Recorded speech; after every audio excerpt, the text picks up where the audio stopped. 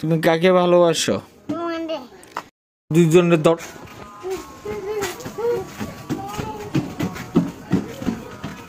দাঁড়াও, এখানে দাঁড়াও, বাবার কথা শোনো, দুইজনের চকলেট দেবো। চকলেট খাবে কে?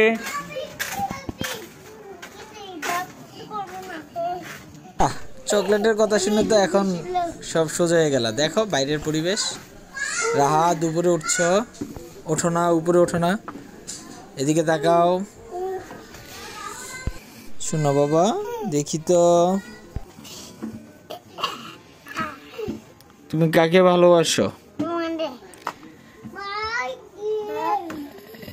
রাহাত, রাহাত তুমি কাকে ভালোবাসো? রাহাত তুমি কাকে ভালোবাসো, বাবাকে না মাকে?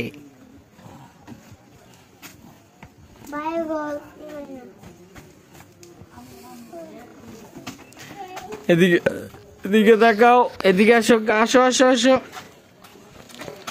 হাত আসো। আপনাদের সবাইকে বলবো, আসলে বাচ্চাটা হলো ফেরেশতাদের মতো, তো তাদেরকে নিয়ে আসলে চলে আসা খুব ভালো লাগছে। দাঁড়া, ওই যে দেখো, এইখানে দেখো কি, দেখো কি। যাই হোক, আপনাদের সবাইকে বলবো যে সাজিকে চলে আসবেন বাচ্চাদেরকে নিয়ে থাকা সুন্দর একটা জায়গা ঘোরার। তবে একটা জিনিস খেয়াল রাখতে হবে, সাজিকে আপনারা যারা আসবেন যেন বাচ্চারা আপনাদের চোখের আড়াল না হয়, কারণ এটা খুব একটা রিস্কি জায়গা। যেমন সুন্দর একটা জায়গা, তেমনই সুন্দর ভয়ঙ্কর একটা জায়গা। ওই পাশে মিজোরাম অঙ্গরাজ্য ইন্ডিয়ার, আর এই পাশে আমরা বাংলাদেশ। তো এই যে বাচ্চারা অনেক আনন্দিত, অনেক খুশি। দেখেন ওরা এই যে প্রাকৃতিক সৌন্দর্য দেখে ওদের আনন্দ যেন সীমা নেই, ওরা খুবই আনন্দিত। আমার ছেলেদেরকে আমি যতটুকু দেখেছি যে তারা মানে খুবই আনন্দিত এই জায়গায় এসে, বা তারা পরিবেশটা দেখে।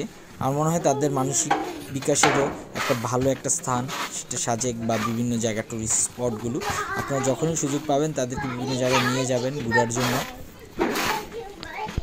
বাচ্চাদের মানসিক বিকাশের জন্য প্রাকৃতিক সৌন্দর্য সত্যিই খুবই একটি ইম্প্যাক্ট রাখে, যা আপনারা আসলে ডাক্তারের সাথে কথা বলে জানতে পারবেন। এদিকে তাকাও,